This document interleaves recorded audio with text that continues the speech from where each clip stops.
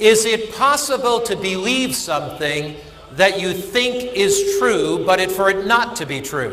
Je, inawezekana kuamini jambo fulani ambalo unadhani ni kweli lakini baadaye ukagundua sivyo? For centuries, kwa karne nyingi, human beings believed wanadamu waliamini that the earth was the center of the universe. Waliamini dunia ilikuwa kiini cha ulimwengu na viumbe, yani sayari zingine zote. They believed that the sun rotated around the earth with the planets. Waliamini ya kwamba jua pamoja na sayari zingine zilikuwa zikizunguka dunia hii. Because they believed it, did that make it true? Kwa sababu tu waliliamini hivyo, haifanyi hilo kuwa ukweli. Not at all.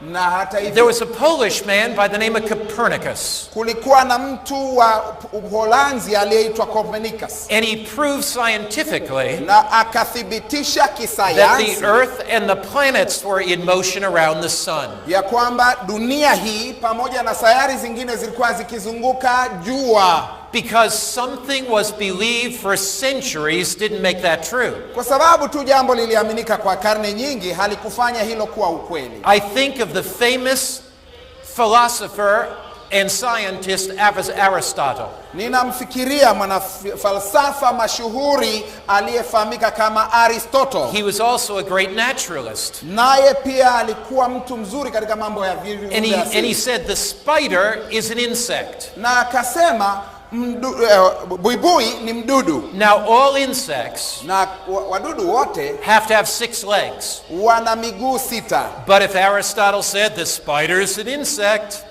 lakini sijui kwamba inakuwaje kwamba buibui awe mdudu. People believed it. Watu waliamini hivi. Because Aristotle said it. Kwa sababu tu Aristotle alisema. And if Aristotle said it, kwa sababu tu Aristotle alisema, it must be true. Basi iliaminika ni kweli. But then John Baptiste Lamarck came along. Lakini baadaye Jean Baptiste alikuja. And he counted the legs on a spider. Huyu Baptiste Lamarck akahesabu miguu ya buibui. Spiders have 8 legs. Akakuta buibui ana miguu 8. Couldn't be an insect. Hangeweza kuwa mdudu. You see, just because you believe something is true, kwa sababu tu unaamini kwamba kitu fulani ni kweli, if you believe it hard enough, ukikiamini sana, that doesn't make it true.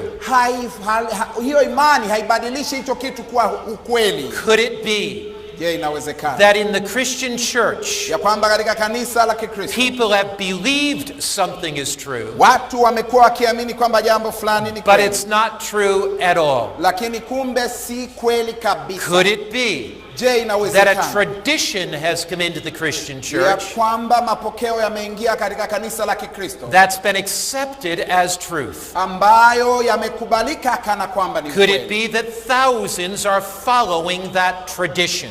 Je, yawezekana ya kwamba maelfu wanafuata mwelekeo huo? Let's go to the book of Revelation again tonight. Hebu tena jioni ya leo tuelekee kwenye kitabu cha Ufunuo. And let's see in Revelation and Daniel, na hebu tuangalia katika Ufunuo na Danieli, uncover a tradition. Tuone jinsi mapokeo yanapofunguliwa. Let's discover God's truth. Hebu tuugundue ukweli wa Mungu. In describing Lucifer, katika kumweleza Lucifer, the Bible says in Revelation 12 verse 9, Biblia inasema katika Ufunuo sura ya 12 mstari wa 9, so the great dragon was cast out. Anasema yule joka mkubwa alitupwa. That serpent of old, yule joka wa zamani, called the devil and Satan, yule aliyeitwa Ibilisi na Shetani, who deceives the whole world. Audanganyaye ulimwengu wote. What does Satan do, everybody? Je, Shetani anafanya nini kila mmoja? What does Satan do? Shetani anafanya nini? He's a deceiver. Yeye ni mdanganyifu. And he was cast out into the earth. Alitupwa na kufika duniani. So the devil wants to deceive. Hivyo mwovu anataka kudanganya. One of the devil's great deceptions udanganyifu mkuu wa Shetani ni is to get people to worship the objects of creation rather than the creator God. Ni kuwafikisha watu kuabudu vile vilivyoumbwa badala ya kumuabudu aliye Mungu muumbaji. So throughout the Bible times, hivyo katika wakati wote wa nyakati za Biblia, the pagan cultures worship the sun. tamaduni za kipagani waliabudu jua. The Egyptians worshipped Amun-Ra, the sun god. Wa Misri waliabudu Amun-Ra ambaye alikuwa mungu jua. The Babylonians worshipped Bel-Marduk, the sun god. Wa Babeli walimwabudu Delmarje ambaye alikuwa mungu jua. The Persians, Wamedi, Wajemi, the Romans, Warumi, all worshipped the sun god. wote waliabudu mungu jua. But God's people Lakini watu wa Mungu worship the creator God wanaomwabudu Mungu muumba on the Bible's Sabbath. katika sabato ya Biblia. And so there was this contrast. Na hivyo kuna hizi tofauti. Satan had deceived thousands Yeye shetani in getting them to worship the sun god. akiwaendesha katika kuabudu Mungu jua. But right from the beginning of time, Lakini tangu mwanzo wa wakati God Mungu had set aside the Sabbath alitenga sabato as a sign of true worship. kama ishara ya ibada ya kweli. In Genesis 2, Katika Mwanzo sura ya pili verse 2 and 3, aya ya pili na ya tatu we studied it last evening. tuliangalia jioni ya jana. And on the seventh day, Anasema katika siku ile ya God saba ended his work which he had done. Mungu alimaliza kazi yake aliyoifanya. And God rested on the seventh day Na from the Mungu work which he had done. akastarehe siku ya saba, akaacha kufanya kazi yake yote aliyoifanya. And God blessed the seventh day and sanctified it. Na Mungu akaibarikia siku ya saba, akaitakasa. Because God rested from all the work which God had created and made. Kwa sababu katika siku hiyo Mungu alistarehe, akaacha kufanya kazi yake yote aliyoiumba na kuifanya. What three things Ni mambo gani matatu did God do on the seventh day? ambayo Mungu aliyafanya siku ya saba? God blessed the seventh day. Mungu alibariki siku ya God saba. sanctified the seventh day. Mungu alitakasa siku ya saba. God rested on the seventh day. Mungu akastarehe siku ya And in saba. the Ten Commandments, Na hata katika amri 10 in Exodus chapter 20, katika Kutoka sura ya verse 8 20 through 10, aya ya 8 hadi ya 11, God said, Mungu alisema, remember the Sabbath day to keep it holy. ikumbuke siku ya sabato The itakase. devil wanted to deceive. Yeye mwovu anataka kudanganya. He wanted mankind to worship the object of creation, the sun, Alitaka wanadamu waabudu kilichoumbwa ambacho ni jua, rather than the creator God on the Sabbath. badala ya muumba ambaye ni Mungu siku ya That's why the sabato. commandments say, Na ndio maana amri the inasema seventh day is the Sabbath of the Lord thy God. siku ya saba ni sabato ya Bwana Mungu wako. All through the Bible, Katika Biblia the yote seventh day Sabbath sabato ya siku ya saba was the sign of true worship. imekuwa ni ishara ya ibada ya kweli. We discovered last evening Tuligundua jana jioni that Jesus kept the Bible Sabbath. ya kwamba Yesu aliishika sabato ya kibiblia. We discovered last evening Tuligundua jana jioni that the apostles kept the Bible ya Sabbath. kwamba mitume waliishika sabato ya Biblia. And we discovered as well Tuligundua pia that according to the book of Revelation, ya kwamba kulingana na kitabu cha in Ufunuo, Revelation 1 verse 10, katika Ufunuo 1 mstari wa 10, the Lord has a special day. Bwana anayo siku yake maalum. It's called the Lord's Day. Inaitwa siku ya Bwana. What day is the Lord's Day? Siku gani ambayo ni ya Bwana? According to the Bible, Kulingana na Biblia, the Sabbath is the Lord's day. sabato ndiyo siku ya Bwana. What day is the Lord's day, everybody? Jamani, siku ya Bwana ni ipi? What day is that? Siku ya Bwana ni ipi? The Sabbath. Sabato. Ni sabato. So the question becomes, Hivyo swali linakuja, why do the majority of Christians worship on Sunday? kwa nini wengi wa Kristo wanaabudu hiyo siku ya Jumapili? How did Sunday come into the Christian church? Hii Jumapili iliingiaje katika kanisa la Kikristo? There are many wonderful Christians. Kuna Wakristo wengi wa ajabu They are wazuri. Baptists. Wa Baptisti, They are Lutherans. wako wa They are Lutheri, Pentecostals. wako wa Pentekoste, They are non-denominational. wapo ambao hawana madhehebu maalum. They love Jesus. Wanampenda Yesu, And they have no idea lakini hawajui of how Sunday came into the church. ya kwamba wanakwenda siku ya Jumapili kama siku ya kwenda And kanisani. God is calling them Na Mungu by anawaita the thousands kwa maelfu yao away from the traditions of men, kutoka katika mapokeo ya wanadamu, away from the deceptions of Satan. kutoka katika udanganyifu wa yule aliye shetani. He's calling them to true worship. Anawaita waingie katika ibada ya kweli. Who changed the Bible Sabbath? Ni nani aliyebadilisha sabato ya Biblia? Well, God did not do it. Kama Mungu hakulifanya hivyo. Because the Bible says Biblia inasema in wazi Malachi 3 verse 6, katika Malaki sura ya 3 mstari wa 6, I am the Lord and I do not change. mimi ni Bwana na sina kigeugeu. Does God change his law? Je, Mungu anabadilisha sheria yake? Does God change? Je, Mungu anabadilika? What does the Bible say? Biblia inasemaje? I am the Lord Mimi niye Bwana and I do not change. na sina kigeugeu. God did not change the Sabbath. Mungu hakuibadilisha sabato. What about Jesus? Lakini habari gani juu ya Yesu? Did Jesus change the Sabbath? Je, Yesu alibadilisha sabato? The book of Hebrews, Kitabu cha Waebrania the 13th chapter and the 8th verse, sura ya 13 aya ya 8, Jesus Christ, Yesu Kristo the same yesterday, yule jana, today, leo and forever. na hata milele. Did Jesus change the Sabbath? Je, Yesu alibadilisha sabato? Certainly not. Ni dhahiri la He's the hasha. same yesterday, Yeye ndiye yule jana, today, leo and forever. na hata milele. Who changed the Bible Sabbath? Ni nani sasa aliyebadilisha sabato ya Biblia? God didn't do it. Mungu hakulifanya hivyo. Jesus wouldn't do it. Yesu hangefanya hivyo. The disciples couldn't do it. Wanafunzi wasingeweza kufanya hivyo. What does the Bible say about the disciples? Sasa Biblia inasema nini juu ya wanafunzi? Acts chapter 5 verse 29. Matendo 5 mstari wa 29. Peter and the apostles said, Petro na mitume wakasema, we ought to obey God rather than men. imetupasa kumtii Mungu kuliko How wanadamu. many of you believe that tonight? Wangapi mnaoliamini hilo jioni ya Let me see your leo? Hebu hands. nione mikono yenu. We ought to obey God. Imekupasa kumtii Mungu. Can you say with me tonight? Je, waweza sema nami sasa? We ought to obey God. Imetupasa kumtii Mungu. We ought to obey who, everybody? Jamani, imetupasa kumtii nani? Kila mmoja? Mungu. Rather than men.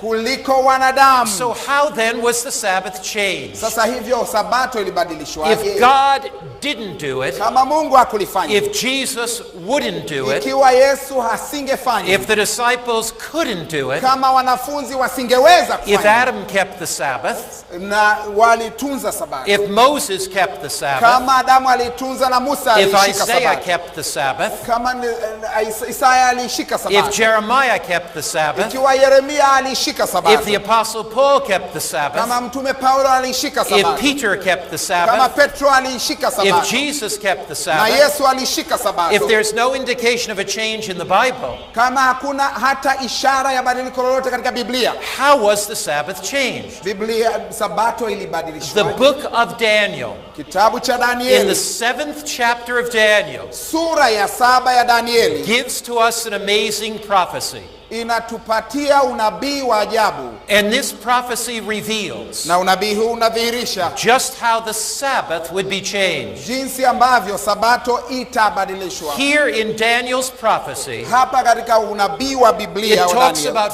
4 great beasts: anaongelea juu ya wanyama wanne wakuu, a lion, yule simba, a bear, yule dubu, a leopard, yule a chui, dragon.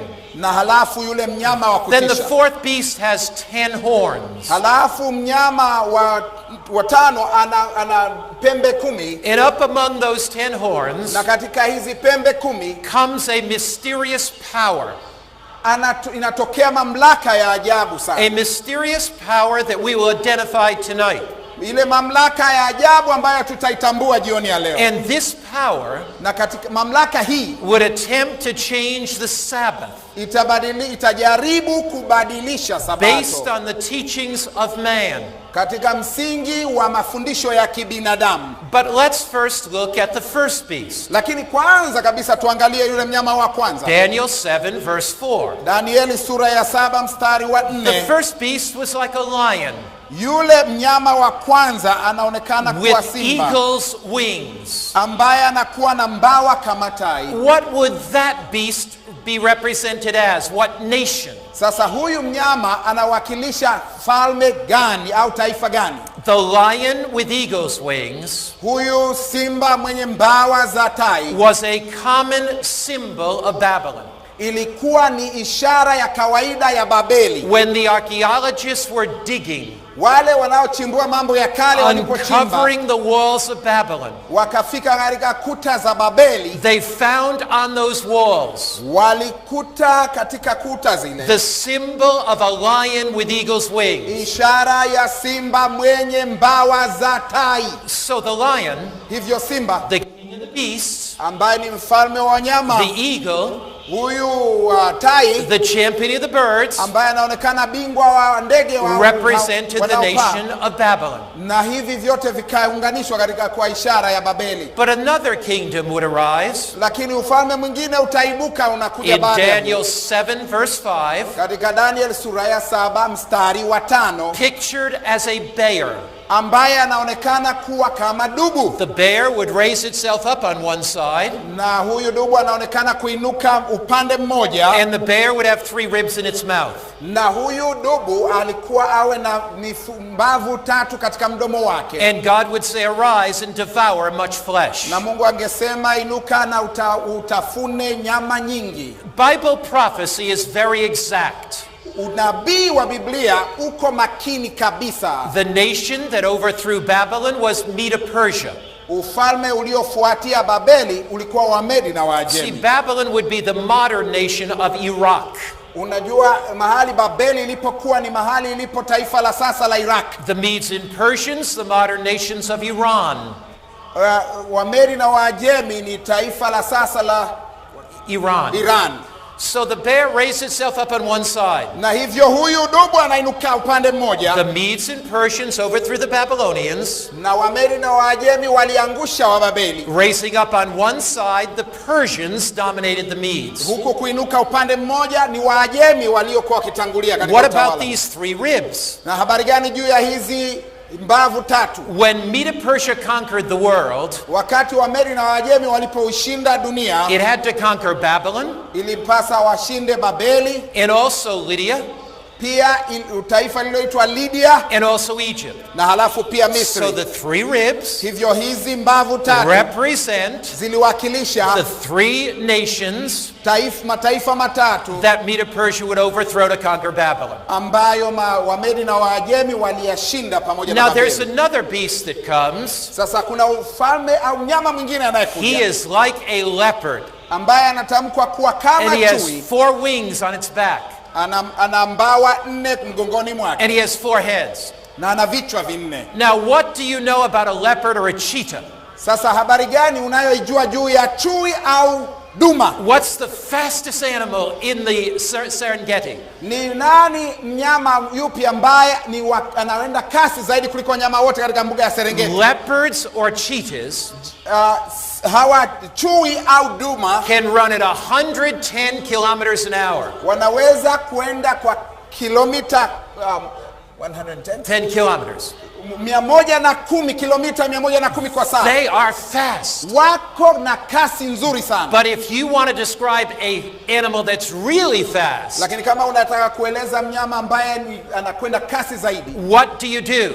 unaelezaje? You put Unaonyeshaje? wings on your leopard. Ni namna hiyo ya kuweka mbawa katika chui huyo. The nation of Greece, Ufalme wa au taifa la Kiyunani under Alexander the Great, chini ya Alexander Mkuu, rapidly conquered Medo-Persia. kwa kasi kabisa walishinda Wamedi na Waajemi. Alexander died young, Alexander alikufa akiwa kijana, so you have the 4 generals na hivyo akawa na majenerali 4 representing the heads of the leopard. ambao waliwakilisha vile vichwa vya yule chui. Those 4 heads represent the 4 generals. Na hivi vichwa 4 viliwakilisha majenerali 4. But another beast rises. Lakini sasa mnyama mwingine anainuka. This beast is dreadful and terrible. Mnyama huyu anatisha kwa muonekano. He's kind of like a dragon, Anaonekana kama joka and he vile. tramples everything else down. Anaangusha kila kitu. The nation of Rome Utawala au ufalme au taifa la Kirumi conquered Greece. lilishinda Wayunani. Rome was divided, Rumi iligawanyika. so the 10 horns on this beast Hivyo hizi pembe 10 katika mnyama huyu represent the zinawakilisha 10 divisions of Rome. falme 10 So ambazo now au we are mataifa 10 in the katika Rumi. early centuries of Christianity. Hivyo tunaingia katika vizazi au karne za awali za Ukristo. We're studying history. Tunajifunza We historia. want to find out, Tunataka kujua how was the Bible Sabbath changed? Biblia sabato ya kibiblia ilibadilishwaje? God didn't change it.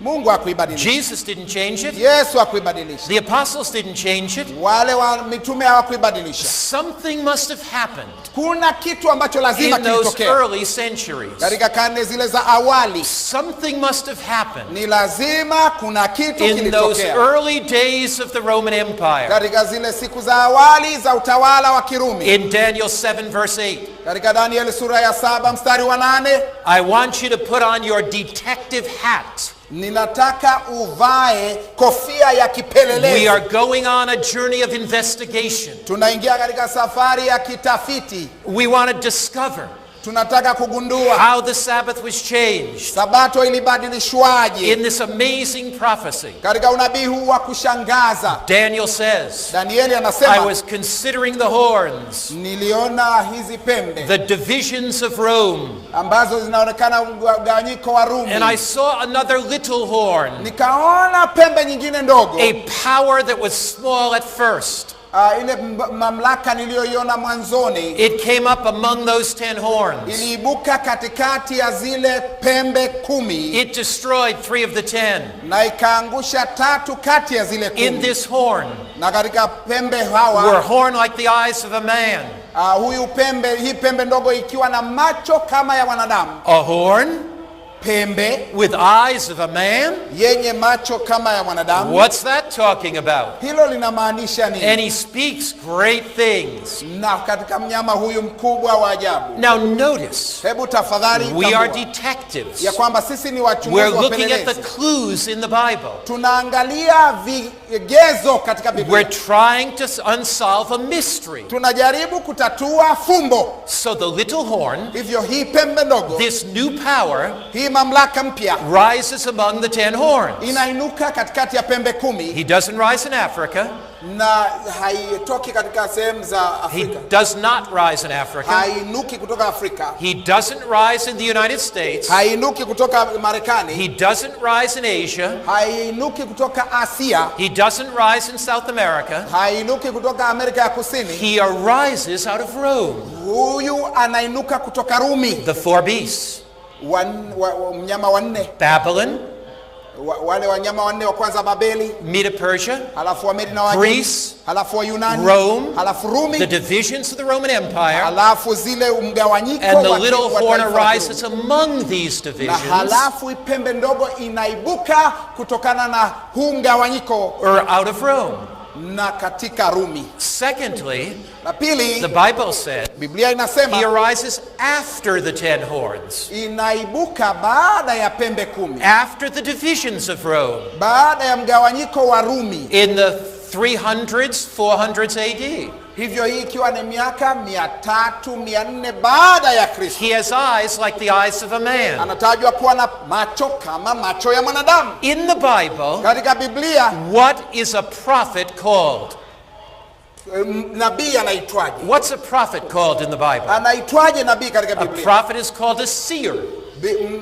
Nabii huitwa muonaji. Why? Kwa nini? Because he sees with God's eyes. Sababu anaona kwa kutumia macho ya Mungu. He has divine wisdom. Anayo hekima ya mbingu. But this power Lakini mamlaka hii that arises in Europe, ambayo inaibukia hapa Ulaya, out of Rome, katika Rumi, in the early centuries, katika karne za awali, would be based on human wisdom, not divine.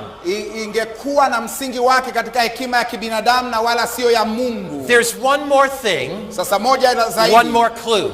ambayo ni kigezo ziada. The Bible says, Biblia in Daniel inasema 7 verse 8, katika kitabu cha Daniel 7 mstari wa 8 that this power is different than all the other powers. ya kwamba mamlaka hii ni tofauti na mamlaka zingine. Babylon was a political power. Babeli ilikuwa utawala wa kisiasa. Medo Persia was a political power. Umedi na Uajemi ulikuwa mamlaka ya kisiasa. Greece was a political power. Uyunani ilikuwa mamlaka ya kisiasa. Rome was a political power. Rumi ilikuwa mamlaka ya The kisiasa. 10 horns were political powers. Hizi pembe 10 zilikuwa mamlaka za kisiasa. Follow me closely. Lakini nifuate kwa karibu. According to the Bible, kulingana na Biblia, out of Rome, kutokana na Rumi, there would arise in Europe, kungeibuka kutoka Ulaya, in the early centuries, katika karne za awali, a religious political power, mamlaka ambayo ni ya kidini na kisiasa. And this religious political power na hii mamlaka ya kidini na kisiasa would speak great things ingesema maneno makuu based on human tradition and wisdom, ikizingatia au katika msingi wa mapokeo na desturi. And what would this power do? Na hii mamlaka ingefanya nini? Don't miss this. Sasa usipoteze hiki. Daniel 7 verse 25. Danieli sura ya 7 mstari wa 25. He shall speak great words against the Most High. Nasema atanena maneno yaliyo kinyume chake aliye juu. He shall wear out the saints of the Most High. Anasema atawadhoofisha watakatifu wake aliye juu. And he shall think. Naye ataazimu. What does it say, everybody? Biblia inasemaje kila mmoja? He shall do what? Atafanya nini? Ataazimu. Ataazimu. Yes, sir. Ataazimu. Ataazimu. He will think. Think. Yeah.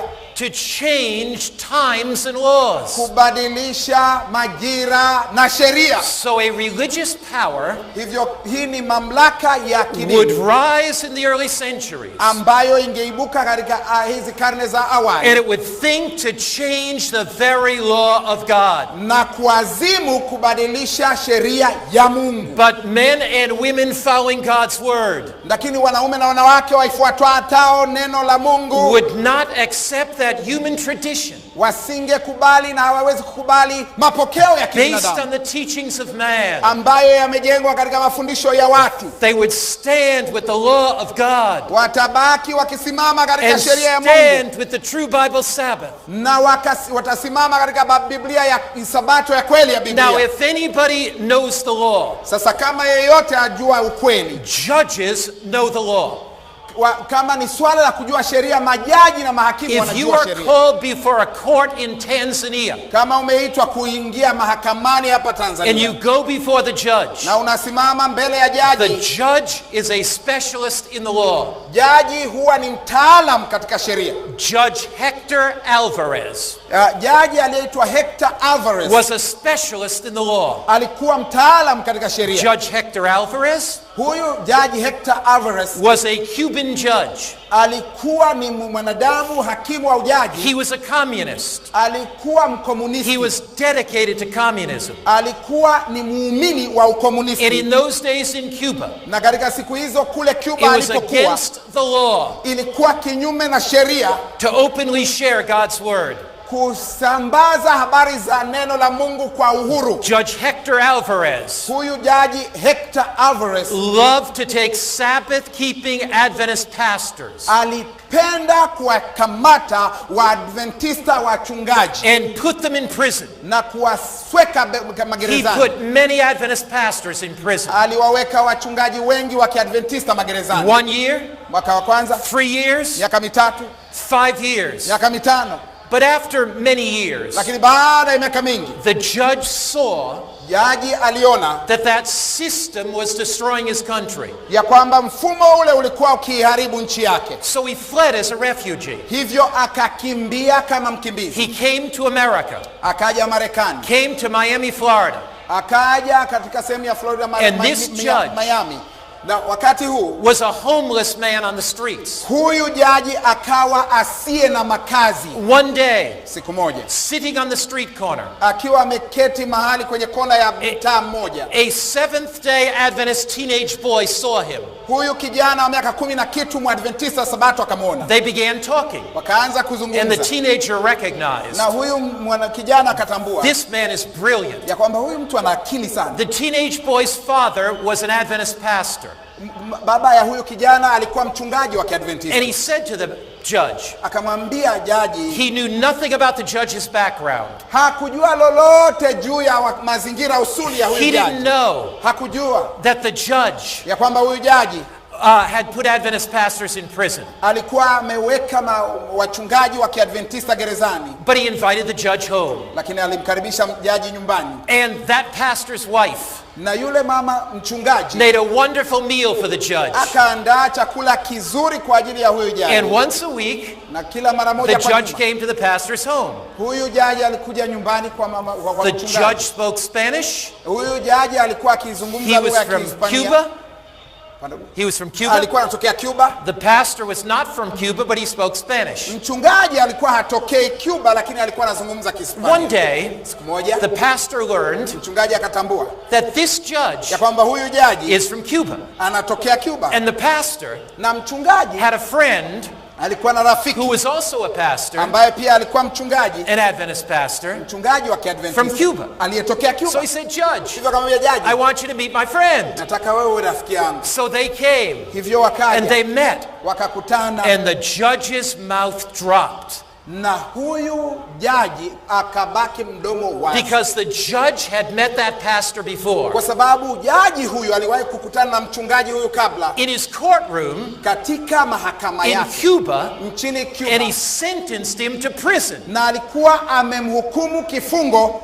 Now he had no idea what the pastor would do. Sasa hakujua kwamba mchungaji atamtendea nini. The pastor said, Judge, mchungaji akamwambia jaji, you owe me a special favor. Wewe una deni kwangu. Wewe put me in prison. Uliniweka gerezani. I want you ninakutaka wewe to come uje to a satellite meeting kwenye mkutano wa satellite with Pastor Mark Finley. Ambapo mchungaji Mark Finley, and I want you to hear about the law. Nataka usikie juu ya sheria. You are a judge. Wewe ni jaji. You understand the law. Unaielewa sheria. So the judge said, hivyo jaji at least I can go to that meeting. Ninaweza kuja kwenye mkutano huu. So the pastor brought him. Hivyo mchungaji akaja naye. The judge, hivyo huyu jaji, being a very wise man, akiwa mtu mwenye busara, accepted Jesus. Akamkubali Yesu. He said, Jesus, you've said if you love me, keep my commandments. Akasema, Yesu ulisema ukinipenda utazishika amri zangu. The judge accepted the Sabbath. Jaji akaikubali Sabato. When I made the appeal, na nilipofanya the wito, judge came forward to be baptized. Jaji akatembea akaja mbele kwa ajili ya ubatizo. And the pastor, mchungaji, who was put in prison by the judge, ambaye huyu jaji alimweka gerezani, led that judge into the baptismal pool. Akamuongoza kuingia kwenye kisima cha ubatizo. When they walked into the baptismal pool, walipoingia kwenye kisima cha ubatizo, the pastor raised his hand. Mchungaji akanyosha mkono wake juu. And I said, na nikasema to the judge, nikamwambia jaji, did you ever meet this pastor before? Uliwahi kukutana na mchungaji huyu kabla? Yes, I met him. Akasema naam, ndio. Where did you meet him? Wapi ulikutana naye? I met him in Cuba. Akasema nikutana naye Cuba. What did you do? Ulimfanyia nini? I put this man in prison. Akasema nilimweka huyu gerezani. Pastor, mchungaji, what are you going to do to the judge? Unajua nini juu ya jaji? I'll baptize him in the name of the Father, the Son, and the Holy Spirit. Akasema mimi ninambatiza katika jina la Baba, la Mwana na Roho Mtakatifu. Amen. Amina. Do you think that judge was a wise man? Je, unadhani yule jaji alikuwa mtu mwenye busara na hekima? Je, unadhani alikuwa na hekima? Judges know the law. Majaji wanaijua sheria. And when the judge, na wakati jaji, discovered the law was changed by man, alipogundua ya kwamba sheria ilibadilishwa na mwanadamu. Now you say, how did that change take place? Alihoji kwamba hii badiliko lifanyikaje? What was the evidence that convinced the judge? Ni uthibitisho gani uliomfanya huyu jaji akaamini? The Bible predicted, Biblia ilitabiri, in Daniel 7, katika Daniel sura ya 7, that a power would rise out of Rome. Ya kwamba mamlaka itaibukia kule Rumi. A religious political power. Mamlaka ambayo ni ya kidini na kisiasa. To change God's law. Ambayo itajazimu kubadilisha sheria. In Daniel 8 verse 12, katika Daniel 8:12, it says the truth of God would be cast to the ground. Inasema ukweli wa Mungu utatupwa katika mchanga. The truth about God's law. Ukweli juu ya sheria ya Mungu. How did this change hili lilibadilishwaje? Take place? Hili badiliko lilifanyikaje? How did the change from Sabbath to Sunday take place? Hili badiliko kutoka Jumamosi kwenda Jumapili lilifanyikaje? And does the Roman Church, katika kanisa la Kirumi, declare that it made that change? linatamka kwamba hilo liliweza kutendeka. The change from Sabbath to Sunday Badiliko kutoka Sabato kwenda Jumapili did not take place in Bible times. halikutokea wakati wa maandiko ya Biblia. It took place gradually over centuries. Lilitendeka taratibu kwa karne kadhaa. Now in the Bible encyclopedia, Sasa katika encyclopedia ya Kirumi, Dr. John Eddy Daktari John Eddy talks about the Sabbath and Sunday. ananena juu ya Sabato na And Jumapili. this is what he says. Na hiki ndicho asemacho. Sabbath, Sabato, a Hebrew word signifying rest. neno la Kiebrania au la Kiyunani linamaanisha pumziko la Biblia. Sunday Jumapili was the name given by the heathens to the first day of the week. ni neno lililotolewa kwa ajili ya siku ya kwanza ya Jumapili, ambayo ni kwa ajili ya siku ya kwanza ya Jumapili. Because it was the day that they worshiped the sun on. Kwa sababu wapagani walilitoa kwa sababu ni siku waliomwabudu So you have Mungu jua. two systems of worship. Hivyo ipo mifumo miwili ya ibada. Worshiping the Creator on the Sabbath Mfumo mmoja unaomwabudu Muumba siku ya Sabato, and worshiping the sun god on Sunday. na mfumo wa pili unaoabudu Mungu jua siku ya Jumapili. Now it was not until the 4th century Sasa haikutokea sana mpaka karne ya 4 that the Roman Empire was being invaded. pale ambapo utawala wa Kirumi ulikuwa ukivamiwa. It was being invaded by the pagans. Ulikuwa unavamiwa na kuingiwa sana na wapagani. They worshipped the sun god. Waliabudu Mungu jua. The pagan Roman Emperor Constantine, Na huyu mfalme wa kipagani Konstantino, along with the leaders of the Roman Church, pamoja na viongozi wa kanisa la Kirumi, wanted to unite the empire. walitaka kuunganisha ufalme. So if they could get pagans Hivyo wakataka kuwachukua and wapagani Christians, na Wakristo, both honoring the Sunday, wote walioiheshimu Jumapili. Constantine and church leaders Konstantino na viongozi wa kanisa believed they could unite the empire. waliamini kwa njia hii wangeunganisha ufalme. So the first Sunday law in history Hivyo amri ya Jumapili ya kwanza katika historia was passed in the 4th century. ilipitishwa katika karne ya 4. It was passed in AD 31. Ilipitishwa katika mwaka wa 331 baada And ya Kristo. here is what Constantine wrote Hiki ndicho ambacho Konstantino on the aliandika venerable day of the sun. katika heshima kwa ajili ya jua. Let the magistrates and people residing in the cities rest, Hebu wale wanaokaa katika miji na majiji and all the wapumzike, shops be closed. na maduka yote yafungwe. Now many still kept the Bible Sabbath. Sasa wengi bado walikuwa wakiadhimisha Biblia ya In the Sabato ya days of Biblia Constantine, katika siku za Konstantino, contrary to the Bible, kinyume na Biblia. church and state united. Kanisa na serikali viliungana. Now, in the book The Catholic World, Katika kitabu kiitwacho Ulimwengu wa Kikatoliki, written in March 1994, ambacho kiliandikwa huo mwaka wa mwezi wa Machi 1994, Catholic scholars write this: wanazuoni wa Kikatoliki wanaandika hivi: the sun jua was a foremost god with heathenism. alikuwa Mungu aliyependwa sana katika upagani. There is, in truth, Kuna ukweli, something royal, kitu ambacho kilikuwa kikiendelea, kingly about the sun. Kingly, kitu ambacho kilikuwa cha kifalme juu ya jua, making it the emblem of Jesus. ambacho kilikuwa kinaonesha kama vile ni kielelezo cha Yesu. Hence, the church in these countries Na kwa sababu hiyo kanisa katika nchi hizi said this: zilisema hivi: keep the old pagan name hebu tunza au endelea kuendeleza hili jina and let it kipagani, remain consecrated na liache hili jina lifanywe wakfu and sanctified, na litakaswe and the pagan Sunday, katika siku ya kipagani ya Jumapili. this is what the Catholic scholars said, Na hiki ndicho ambacho wanazuoni wa Kikatoliki wanasema, became the Christian Sunday. ikabadilishwa kuwa Jumapili ya Kikristo. So how was the Sabbath changed? Sasa Sabato ilibadilishwaje? The Bible predicted the change. Biblia ilitabiri It badiliko. predicted it would come out of Rome. Ilitabiri badiliko. It predicted that it would be changed at a time of compromise. Ilitabiriwa kwamba itabadilishwa wakati wa mapatano. When church and state would unite. Wakati kanisa na serikali vingeungana. That's why God is calling all Christians today. Na ndio maana Mungu anawaita Wakristo zaidi leo. Back to keeping the Bible Sabbath. Warejee katika kutunza Sabato ya Biblia. There was a church council.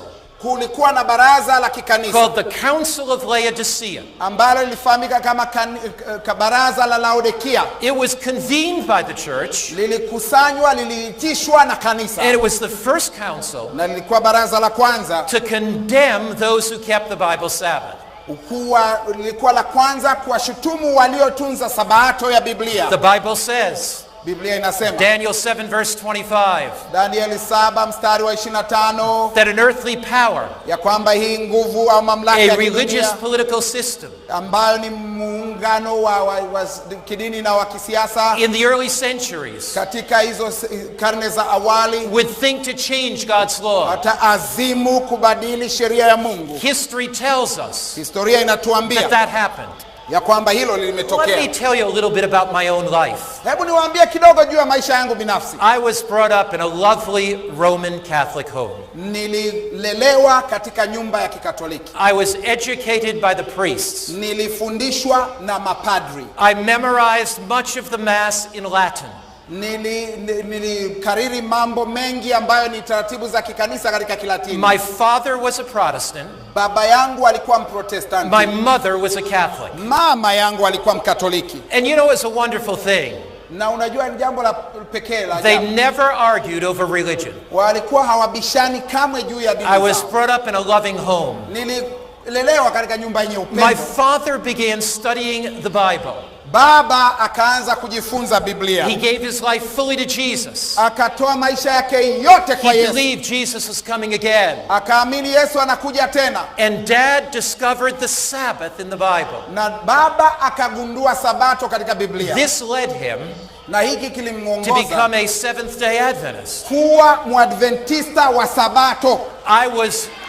And God moved in his life. Na Mungu akafanya badiliko maishani mwangu. I was 13 years old. Nilikuwa na umri wa miaka 13. And as I began to study the Bible, na nilipoanza kujifunza Biblia, by the time I was 17, nilipofikia umri wa miaka 17, I was asking questions. nilikuwa nikiuliza maswali. And I read in the Catholic Catechism. Na nilikuwa nimesoma kwenye katekisimu ya Kikatoliki. And I'll put it on the screen for you. Na naweza kuiweka kwenye viambaza kwa ajili yako. Here in the Catechism. Katika katekisimu hii. It says this. Inasema hivi. Which is the Sabbath day? Swali, Sabato, siku ya Sabato ni And ipi? here's what it says in the Catholic Catechism. Na hiki ndicho kisemwacho kilichoandikwa kwenye katekisimu ya If you can see the Kikatoliki. screen, na kama unaiangalia, read it in Swahili from the screen. Unaweza ukaisoma mwenyewe katika kiambaza kwa Kiswahili. Read it together. Mnaweza mkaisoma pamoja.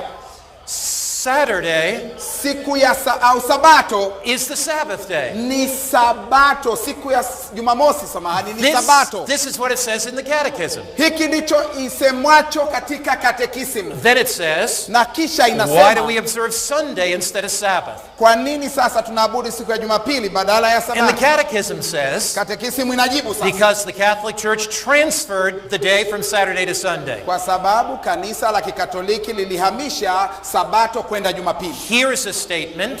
Hii ndipo ilipo kauli from the most authoritative book, kutoka katika kitabu ambacho kina mamlaka sana, the Catholic Encyclopedia. Katika encyclopedia ya Kikatoliki. This is what it says. Na hivi ndivyo isemavyo. The church changed the Sabbath from the seventh day to the first day. Kanisa lilibadilisha Sabato kutoka siku ya saba kwenda siku ya kwanza. You find that in the Catechism. Unaliona hilo limeandikwa kwenye katekisimu. You find it in the encyclopedia. Unaipata hiyo kwenye encyclopedia yao. When I studied these things, ninapojifunza mambo haya, I felt the Holy Spirit convicting my heart. nilipojifunza nikajisikia Roho Mtakatifu akinisadikisha moyoni. I felt Jesus revealing his truth to me. Nikamsikia Yesu akifunua ukweli kwangu. And I said, Jesus, Nikamwambia Yesu, you're calling me to make a step. unaniita nichukue You're hatua. calling me to make a decision. Unaniita nifanye You're uamuzi. calling me to follow God's truth. Unaniita nifuate ukweli wa Mungu. I must step out and follow you. Lazima nitoke, niinuke na nifuate. So I made a decision Hivyo nikafanya to uamuzi follow Jesus kumfuata and Yesu, become part of the Seventh-day Adventist Sabbath-keeping body. kuwa sehemu ya jumuiya ya Waadventista wa Sabato wanaotunza Sabato. And when I walked into the water Na nilipotembea na kuingia to kwenye be maji ili baptized, nibatizwe, it was the most joyous day of my life. ilikuwa siku ya furaha kuliko zote maishani mwangu. See, here's the question. Sasa swali ni hili. The question is not what difference does a day make. Swali si kwamba siku inafanya tofauti kubwa kiasi gani. Here is the question. Swali ni hili. What is your guide? Wewe muongozo wako The ni nini? Bible or tradition? Ni Biblia au ni mapokeo? Here is the question. Swali ni hili. What has authority? Kitu gani chenye mamlaka The zaidi? priests of the church Je, ni mapadri wa kanisa or Jesus Christ our Lord? au Yesu Kristo Bwana wetu? Here is the question. Hapa ndipo swali Can lipo. any human being Je, mwanadamu yeyote change the commandments of God alipata kubadilisha amri za Mungu written with the finger of God ambazo ziliandikwa kwa kidole cha on Mungu tables of stone? katika bamba za mawe? What do you think, Je, Mwanza? unafikiria nini? What do you think, Africa? Je, unafikiria nini Can Afrika? any human being Je, kuna binadamu yeyote change the commandments of God? awezaye kubadilisha amri za Mungu? What do you say? Je, unasemaje? Not at all. Haiwezekani hata kidogo. Jesus says Yesu anasema through David in the Psalms, kupitia kwa Daudi alipoandika Psalm Zaburi, 89 verse 34, Zaburi ya 89 mstari wa 84. Jesus says this, Yesu anasema hivi, my covenant or my law I will not break, anasema sheria, amri zangu au sheria yangu sitavivunja, nor alter or change a word that's gone out of my lips. haiwezekani nikabadilisha kilichotoka katika midomo yangu. God didn't change the Sabbath. Mungu hakuibadilisha Sabato. Jesus didn't change the Sabbath. Yesu hakuibadilisha The Sabato. disciples didn't change the Sabbath. Wanafunzi hawakuibadilisha It Sabato. was changed in those early centuries. Ilibadilishwa katika zile karne za awali. The Bible predicted the change. Biblia ilitabiri badiliko And the hili. Bible's calling us back Na Biblia inatuita tena to the Sabbath given at creation to Adam and Eve, kwa Sabato ambayo ilitolewa kwa Adamu na Hawa, to the Sabbath written with God's own finger on tables of kwa stone, Sabato ambayo iliandikwa kwa kidole cha Mungu katika zile bamba to za the mawe, Sabbath Jesus Christ himself kept. kwa Sabato ile ambayo Yesu Kristo mwenyewe aliishika. The book of Revelation Kitabu cha Ufunuo is calling Christians kinaita Wakristo saved by grace, wanaokolewa kwa neema, changed by love, wanaobadilishwa kwa back kwa to upendo wa keeping the Mungu, Sabbath. warudi na kuishika Sabato. Revelation 14 verse 12. Ufunuo 14 mstari wa 12. Here is the patience of the saints. Hapa ndipo ilipo subira ya Here are watakatifu, those that keep the commandments of God. hao wazishikao amri za Mungu, Here are those that have the faith of Jesus. nao ndio hawa walio na imani ya Yesu. How many of you have the faith of Jesus Ni tonight? wangapi ambao mna imani ya Yesu The jioni ya faith leo, of Jesus. ambao mnamwamini The Yesu? faith of Jesus leads us to obedience. Imani ya Yesu inatuongoza katika The utii. grace of God Neema ya Mungu leads us to keep the commandments of God. inatuongoza katika kuzishika amri za Mungu. Here's what the issues are. Hapa ndipo masuala Will changamoto I yalipo. follow the Bible or tradition? Je, unafuata Biblia au mapokeo? Will I follow Jesus Je, nitamfuata Yesu or religious leaders? au viongozi wa kidini? Will I follow God's law Je, nitaifuata sheria ya Mungu or man's dogma? au mafundisho ya Will I wanadamu? follow God's instruction Je, nitafuata maelekezo ya Mungu or human teachings? au mafundisho ya Will I wanadamu? follow God's way Je, nitafuata njia ya Mungu or man's way? au njia ya watu? Joshua chapter 24 verse 15 says, Yoshua sura ya 24 mstari wa 14 inasema, choose you this day who you'll serve. chagueni chagueni hivi leo mtakaye mtumikia. And let it be the Lord. Na kama ni Mungu, will you say with me today, hebu kama unaweza ukasema nami I leo, will serve the Lord. mimi nitamtumikia Mungu. Wherever you are tonight, kokote ulipo jioni ya leo, let's say it together. hebu tuseme pamoja, I will serve the Lord. Nitamtumikia Bwana. Teach me. Nitamtumikia Bwana. Nitamtumikia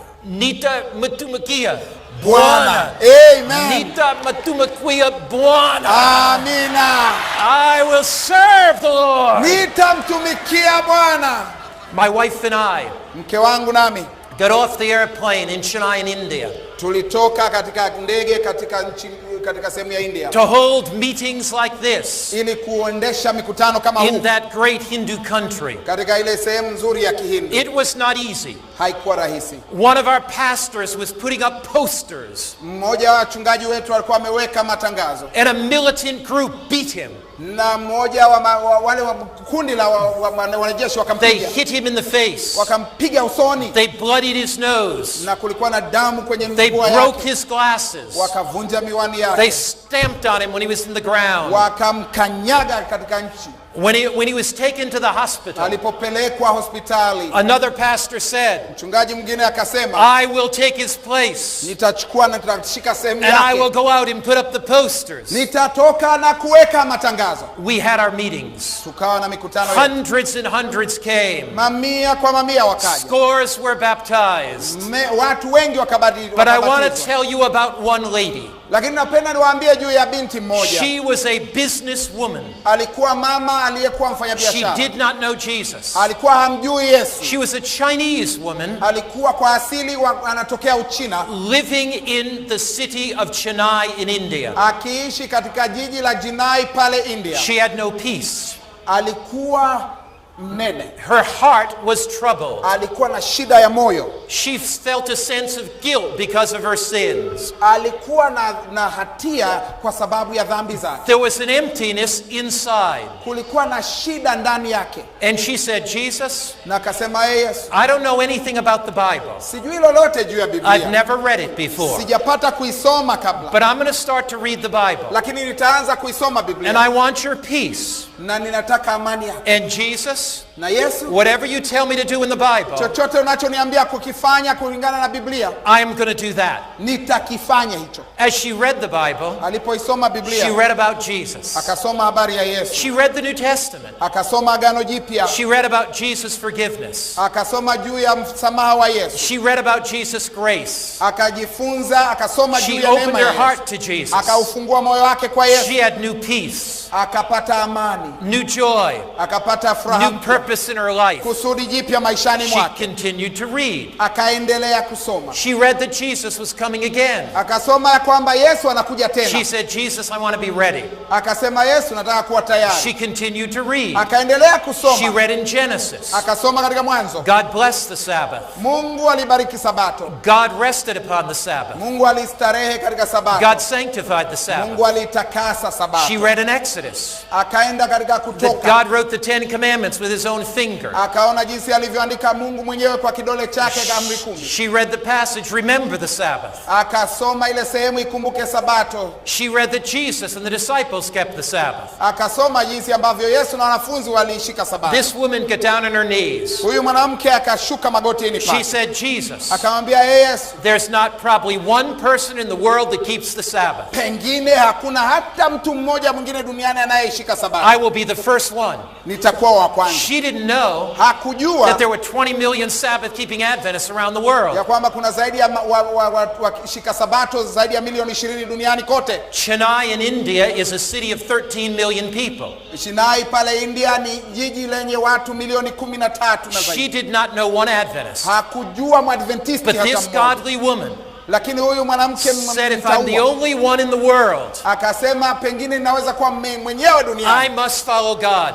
Lazima nimfuate If Mungu. I'm the only one in the world, Hata kama niko peke yangu duniani, nobody in my family keeps the Sabbath, haisijali kwamba familia yangu wanashika sabato, none of my relatives keep the Sabbath, wala ndugu zangu wanashika sabato, none of my village keeps the Sabbath, hakuna katika kijiji changu wanayoshika sabato, I don't know anybody in this city, sijui yeyote katika jiji. for 1 year, Kwa mwaka she mmoja kept the Bible Sabbath in her home, alishika sabato ya Biblia nyumbani kwake, thinking she was the only one in the world. akidhani ya kwamba ni yeye peke yake duniani. When God calls you, Mungu when anapokuita, God calls you, Mungu anapokuita, whether your husband does it, wala hata mume wako asipoita, whether your wife does it, hata kama mkeo haitwi, whether your children follow Jesus, wakati watoto wako whether anybody wanapofuata, else in your village does, haijalishi kama kijiji chote kinafuata, God is calling you. Mungu anakuita. You can be the example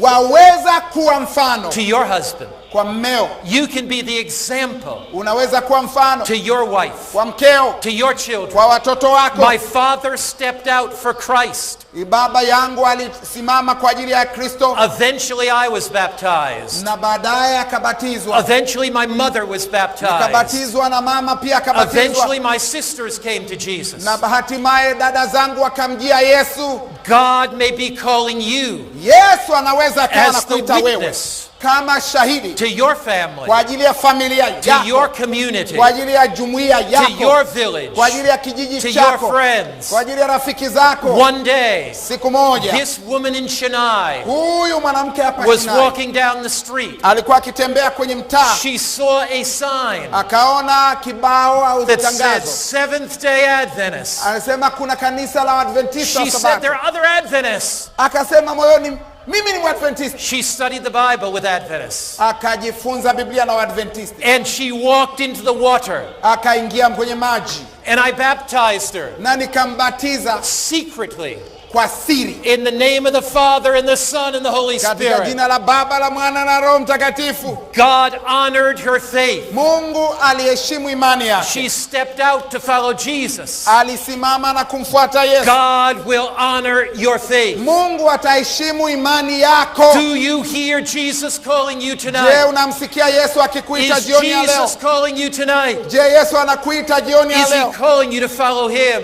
Je, anakuita Is he umfuate? calling you to step out? Je, anakuita utoke? Is he calling you tonight Je, anakuita to jioni ya keep leo his Bible Sabbath? kuishika sabato Is yake ya there Biblia? somebody here tonight? Je, yupo mtu jioni ya Are there leo? hundreds here tonight Je, wapo mamia jioni ya leo that you hapa want to say to Jesus, ambao wanataka kusema Yesu, I'm just learning about the Sabbath. ninajifunza, nimejua juu ya I've just sabato, learned it this last year. nimejifunza tu mwaka I've just uliopita, learned it this last 6 months. nimejifunza tu miezi sita I've just iliyopita, learned it in these meetings. nimejifunza katika But mkutano. Pastor, I'm raising my hand. Lakini mchungaji, nainua I mkono want to wangu, follow Jesus. nataka I want kumfuata to follow Yesu, Jesus. nataka I want to follow kumfuata Jesus. Yesu, nataka Would you kumfuata stand Yesu. together with me Je, tonight? waweza ukasimama I want pamoja to nami pray. ili I want to tuombe? pray. Nitaomba. Is there somebody here tonight Je, inawezekana yupo mmoja that jioni ya God leo is touching your heart? ambaye Mungu anagusa moyo God is wako? calling you to step out. Mungu anakuita God is calling you to be kutoka, baptized. unaitwa And you ukabatizwe. want to come here Je, unataka for me kuja to hapa pray over you. ili niombe kwa niaba God yako? is talking to you. Mungu ananena God kwako, is speaking to Mungu you. ananena kwako. You've never made that decision before. Inawezekana hujapata kufanya But uamuzi you huo say, I want to kabla, follow Jesus. unaamua kumfuata Who Yesu. wants to follow Jesus Nani tonight? atakaye Who kumfuata wants to Yesu follow jioni ya Jesus? leo? Wherever you are watching on television, Kokote If unapokuwa you want to ukiangalia follow televisheni, Jesus, kama unataka you come kumfuata to the Yesu, screen. njoo katika kiambaza. You kneel in that marketplace. Unaweza ukapiga magoti pale mahali pa soko. Pastors, you come. Wachungaji, kama mnapokuja Come sasa, just now. hebu njooni Bible sasa. workers, you come. Wale walimu wa If Biblia, you've never njooni. accepted Jesus, Kama kamwe hujapata you come kumkubali to the Yesu, altar hebu tonight. tafadhali njoo katika You kibweta come hapa. to the altar Njoo tonight. hapa mbele leo. If you've accepted Jesus Kama unamkubali Yesu, and you drifted away, uliwahi kumkubali you lakini come to ukatanga the altar mbali, tonight. njoo mbele jioni ya Come to leo. the screen where you Njoo are katika tonight. kiambaza pale unapoangalia kwa If you want to look televisheni, forward to baptism, unataka kupata you ubatizo, come tonight. hebu njoo jioni ya We are leo. going to sing. Unataka kuacha dhambi, Let's sing. hebu tuimbe pamoja. Just as I am, Nitwae hivi nilivyo. Wherever you are tonight, Kokote ulipo jioni ya leo, you come to Jesus. hebu njoo kwa Yesu. Jesus is talking to your heart. Yesu ananena kwa moyo wako. Jesus is speaking to your life. Yesu ananena na maisha We're yako. going to sing tonight. Jioni hii unataka kusema, Just as I am. unaimba nami kama God is tunavyoimba wimbo talking nitwae to you. hivi nilivyo. You will be the witness to your family. Wewe utakuwa shahidi wa familia You will yako. be the witness to your son. Utakuwa shahidi You'll kwa be the mtoto witness wako. to your daughter. Utakuwa shahidi kwa You'll ndugu be the zako. witness to your friends. Utakuwa shahidi kwa rafiki God is zako. going to use you tonight. Mungu atakutumia jioni ya Let's leo. sing together. Hebu tuimbe pamoja. You come as we sing. Kama tulivyo kama mkutano, tuimbe pamoja. Nitwae hivi nilivyo. Nitwae hivi nilivyo. Umemwaga damu yako na hivyo Bwana Yesu sasa naja. The power of God is going to come down on those that come. Nguvu ya Mungu itawajia wale mnaokuja. If you want the power of God to come down upon you, Kama mnahitaji nguvu ya Mungu iwajilie, And tafadhali you wanna be ulijaza jana usijaze baptized tena leo, na unataka follow kubatizwa, Jesus, unataka kumfuata you Yesu, just come right now. hebu njoni tu, I'm going to njoni. pray over you. Nitaomba kwa ajili We're going to yenu. sing and you come. Tunapoimba wimbo huu, You may be tafadhali way in the njoo. back, Unaweza kuwa mbali nyuma kule, wherever you are tonight. kokote ulipo jioni ya Just leo. come quickly to the altar. Tafadhali njoo upesi We ukumbini. will pray. Tutaomba. Let God touch your heart. Hebu Bwana na aguse Let moyo God wako. move in your life. Hebu Mungu afanye mguso maishani God mwako. has a plan for your life. Mungu anao mpango kwa ajili ya When maisha we yako. come, Unapokuja, when we come, tunapokuja, we say, Jesus, tunamwambia Yesu, I want to open my heart to you. ninataka kufungua moyo wangu kwako. Maybe you've drifted away from Jesus. Pengine umetanga mbali This na is the Yesu. time to come back. Huu ndio wakati wa We're going kurejea. to sing and you come. Tunapoimba, tafadhali tembea uje, na wale mliojaza jana mhitaji kujaza tena leo, lakini mje kwa Yesu. Tunapoimba fungu la pili, Let's sing together. tunarudia, nitwae hivi nilivyo. Nitwae hivi nilivyo, umemwaga damu yako. Still more are coming. You come. Many are coming Endelea here. kuja tafadhali, wakati kwaya inaendelea kuimba. On this side, many Tafadhali more are njoo, coming. njoo. You come. Njoo tu.